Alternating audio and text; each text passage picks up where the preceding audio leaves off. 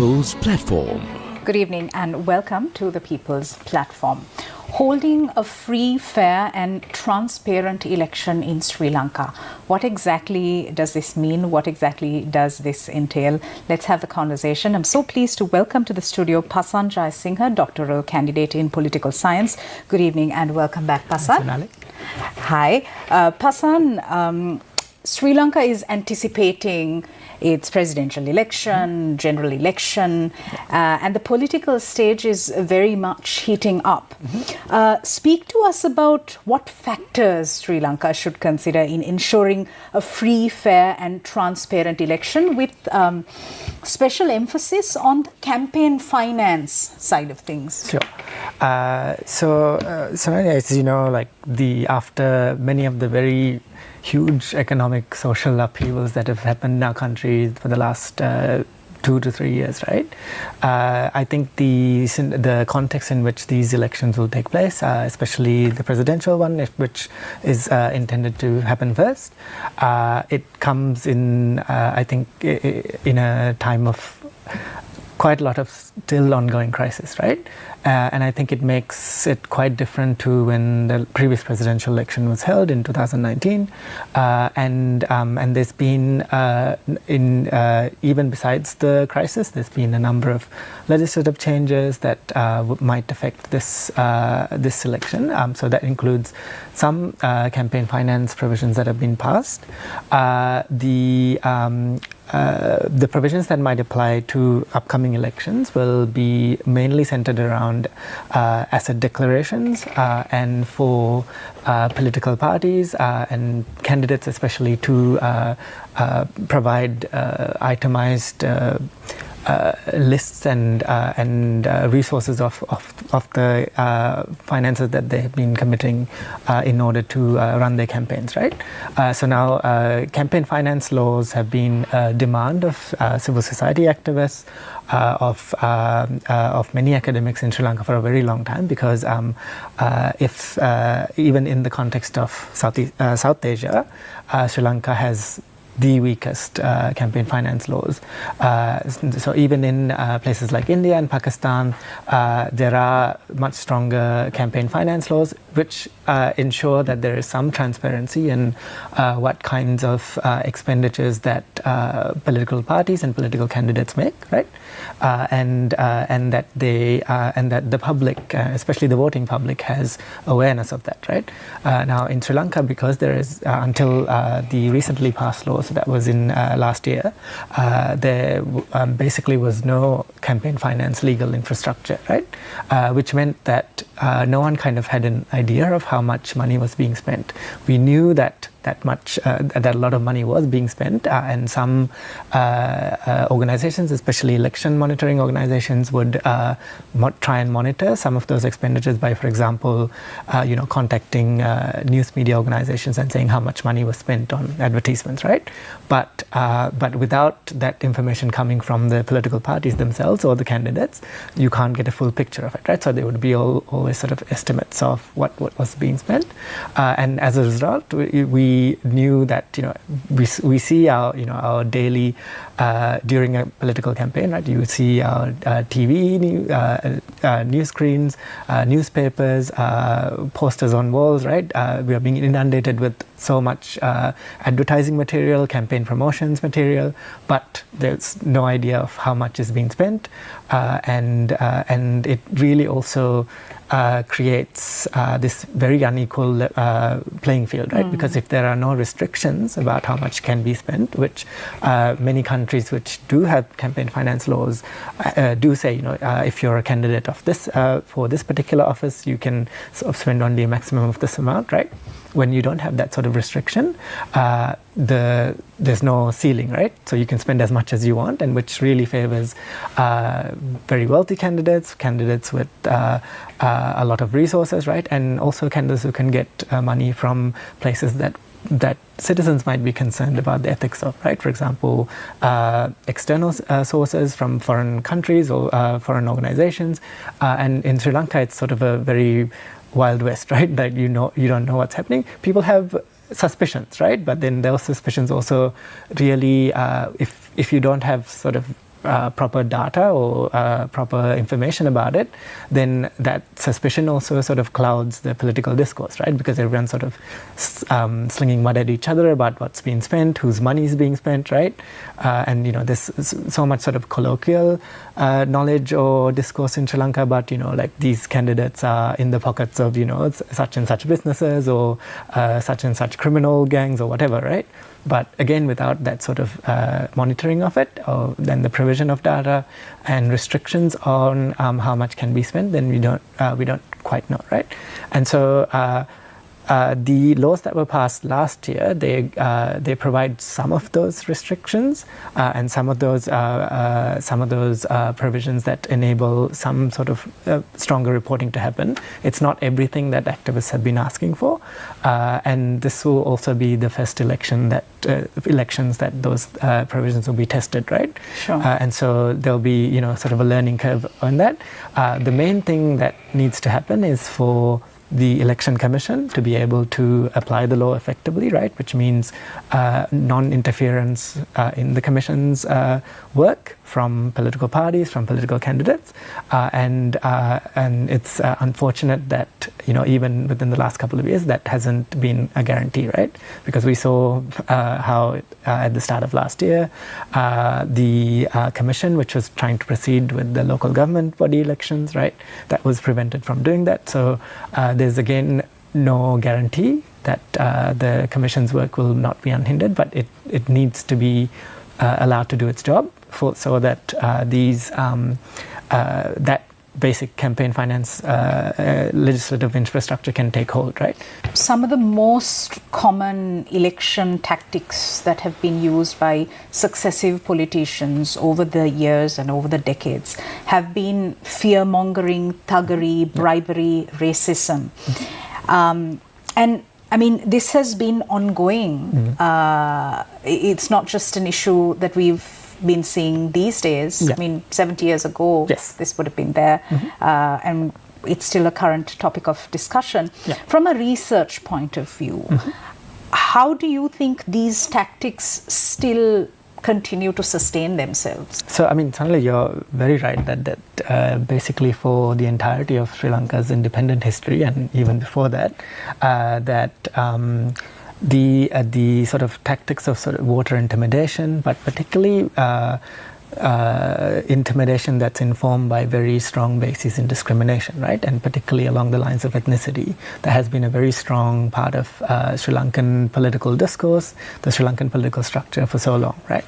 Now, I think from a very analytical point of view about just how these things come about to be, it is an unfortunate fact of Sri Lanka's demographics in a way, because it encourages, it's the start of Sri Lanka's democratic election history really encouraged the development of a very strong two-party system, right? And that was also due to the electoral system, but the Sri Lanka Freedom Party and the United National Party, UNP-SLFP, that was the equation for such a long time in Sri Lanka's history, and those two parties, whenever they've been in power or in opposition, they've been compelled to campaign along sort of very majoritarian policies and appealing very much to the Sinhala electorate, right? And because Sri Lanka's ethnic majority, right, of the majority of the population happens to be that, then over time those electoral appeals became stronger and stronger, and those parties were very much compelled to keep making those appeals, right? And so in a way those things, that sort of very ethnicity-based campaigning and very much sort of positing ethnic minorities, but particularly the Tamil minority for basically the first couple of decades of our history, up to all throughout the ethnic conflict, right, which it really precipitated a civil war in Sri Lanka, and then even more recently against the Muslim minority. The political parties, especially majoritarian political parties, are compelled to make those appeals, right? Because it's what gets them votes, and because of the fact that the majority of the electorate is a particular ethnicity, right? There's when basically all the main political parties make those appeals, right, it kind of embeds that into this structure. Now, I think there's different kind of contours to that over time we see, and particularly with the fact that apart from the major parties, that minor parties, particularly along ethnic lines, are formed, right? Especially in the north and east, with regards to Tamil political parties, but also Muslim political parties and so on. But that was in some ways also a reaction to that majoritarianism of the major single political parties, right? And so that those politics have kind of been playing along for most of our history. I think the events of the last couple of years present maybe disruptors to that, and we saw particularly, for example, during the height of the economic crisis, that a lot of people, there was some sort of understanding, at least among the single electorate, if not a wholesale understanding, maybe at least a idea that we've been tricked for this time, right? And particularly by the Rajapakshas, who might represent that sort of very strong Sinhala nationalist politics, right? That was kind of used to sort of basically trick Sinhala voters into that sort of politics, and that has resulted in sort of economic ruin for them, right? And so I think the events of the last couple of years, and particularly some of the politics around the Aragalaya, might suggest avenues or pathways where some of those discourses might be disrupted, but we don't know for sure.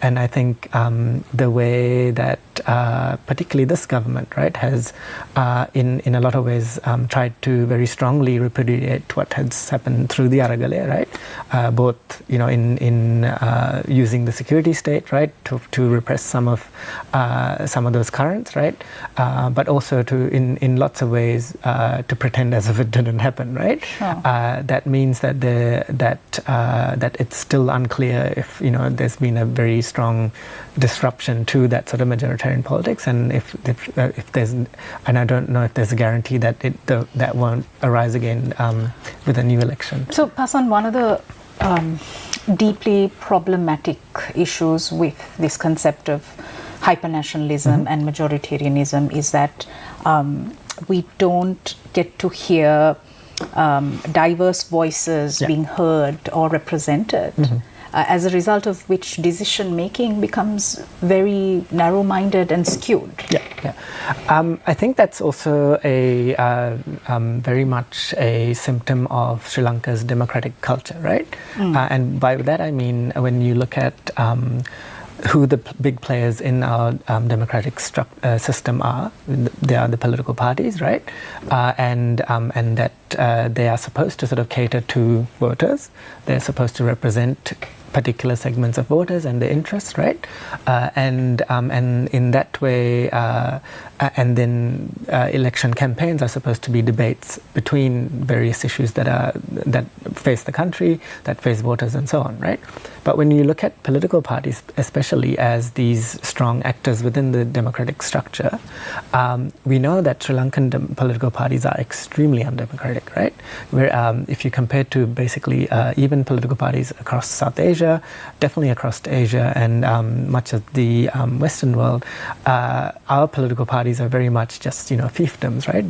They are just run by one particular individual. If you look at many of the major political parties' constitutions, they are sort of generally geared towards one person, the leader, retaining all essentially the entirety of power so you're within the talking party. about a lack of intra-party democracy. Yeah, definitely. And even in sort of basic democratic systems across Asia, right, you would find that in some countries at least there's a provision that the leader of the party should be nominated and voted for by the MPs of that party, right? And in a lot of the political parties, the major political parties in Sri Lanka now, that's not even a basic consideration, right? In other countries, the sort of that level of intra-party democracy goes all the way to all the members of a party being able to vote for who the leader of that party should be, right? Which is a laughable concept in Sri Lanka, right? And that is how these sort of very strong political dynasties, right, have kept their grip on Sri Lankan politics by being controlling parties in that way, right? And the reason why that's kind of important to this is that level of undemocraticness that you find within political parties, it seeps down into the rest of the discourse, right? So all of our basic political discourse is really about these personalities from very elite privileged backgrounds and elite privileged family histories, right? Being in power for so much of our history, right? So that's why we even now our political discourse is just dominated by the Bandar Nayakas or the Sena Nayakas or the Vikramasinghes, right? And that's a thing that hasn't changed for the last 75 years, and that really comes down to that level of that lack of one of those factors is that lack of intra-party democracy. All right, we're going for a short commercial break. We'll be right back.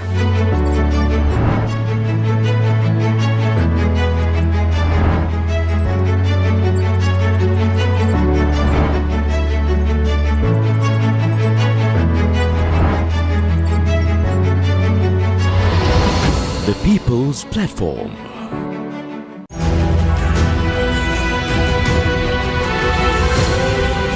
TV1. TV for life. Iran's president to visit Sri Lanka tomorrow. 5 agreements to be inked alongside the opening of Uma Oya. Chinese Communist Party delegation meets NPP in Colombo. Indian spiritual delegation following the Ramayan Trail visit Hanuman Kovil in Ramboda. Sajid responds to NPP, calls for debates between leaders and economic councils in May. Sirasana Mami heads to the islet of Nagadeepa to mark Bak Poya. Sri Lanka's star batter Chamaryatapattu becomes top-ranked batter in ICC Women's ODI rankings.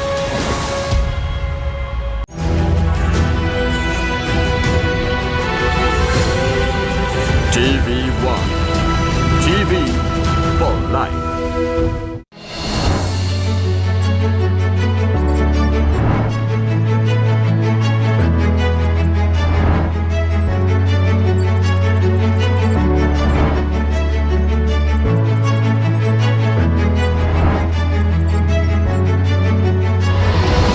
The People's Platform. Welcome back. Towards citizen-centered elections is the topic of discussion tonight. My guest is Pasan Jayasinghe, doctoral candidate in political science. Pasan, when we talk about elections in Sri Lanka, we must mention how income inequalities and economic disparities are oftentimes weaponized against individuals. So when we hear of elections, we also hear of the Araku Kalai Bat Packet Tekai culture, or give me your vote and I'll give jobs for your children, or a plot of land or other benefits. So this completely takes away the autonomy and the dignity of the vote and the whole election process and democracy and all of these principles that we theoretically have to uphold. I think I have maybe a slightly alternative view on this. Sure. Partly, I think we have to kind of take into stock the fact that, this is a country, like, why do those appeals have such resonance, right? Why is a vote in exchange for a meal, right? Or a job, why does that have resonance, right? And it's because most people in our country are in places of extreme sort of material deprivation, Absolutely. right? And that has gotten even worse over the last couple of years, right? And in that sense, I think the exchange of that for a vote is not necessarily a very deep question for a lot of people, because you would be asking, for a lot of people, they would be like, we vote for a candidate, we vote for a government in, with whatever hopes and high expectations that you might have, and nothing ends up happening, right? So why not exchange a vote for something that's a clear material benefit, right? Sure. And so I think in order to sort of address this, we can't really just focus on preaching to voters about the sanctity of the vote and how you should be more informed. Of course, people should be more informed, but I think we should also have a more holistic view about the kind of society and kind of context these elections take place, right? Sure. And that in order to have that sort of expansive level of democracy, we need to consider the fact that we also need to make the material living conditions of people better, right? Yes. And it's only until then, when those conditions are realized, that that sanctity of the vote has different meaning, right? Where if people aren't tempted by a meal or a job, in exchange for a vote, it would be good to get to a society where that temptation doesn't exist, right? And so I think instead of kind of blaming voters, right, for exchanging their votes in that way, right, we should be thinking more about the structure and also the political parties and candidates that are compelling this, right? Sure. It's such a cynical way to conduct elections. It's such a cynical way to frame our whole democracy. So, yeah. Sure. So in what ways do you think the government can promote economic inclusivity and promote social cohesion through its electoral policies and initiatives? I think it's difficult to sort of promote that in that way just through electoral policies, right? But there is ways that there are definitely ways that the government can increase democratic participation or increase the democratic value of the policies that it makes, right? And that is by providing avenues for consultation, right? By providing avenues for citizens themselves to provide their views, to express their objections about a lot of the policies that the government is undertaking, right? And something that we've seen over the last 2.5 years, and especially since the Wickremesinghe government has been initiated, is that there has been a raft of really expansive major reforms in so many areas of Sri Lankan society, especially relating to material welfare and economic conditions, right? And those laws have been basically ran through Parliament, right, with very minimal oversight, and without providing avenues for interested stakeholders, right, including organizations and people who work at the sort of grassroots levels, right. We saw that, for example, the way that the Aswasama program was introduced to replace the Samudri program, right? The parameters of it, no one kind of knew how it was going to be implemented beforehand, right? There was no sort of citizen consultation about who should be involved, and so what was happening was that all of these policies are being created by a very elite set of people, the advisors to the president or the ministries, a number of very well-funded think tanks, right? And many of which in Sri Lanka, adhere to very particular economic ideologies, right? And there's very little space for citizen groups, for civil society organizations, for trade unions outside of those structures of privilege to kind of have any input, right?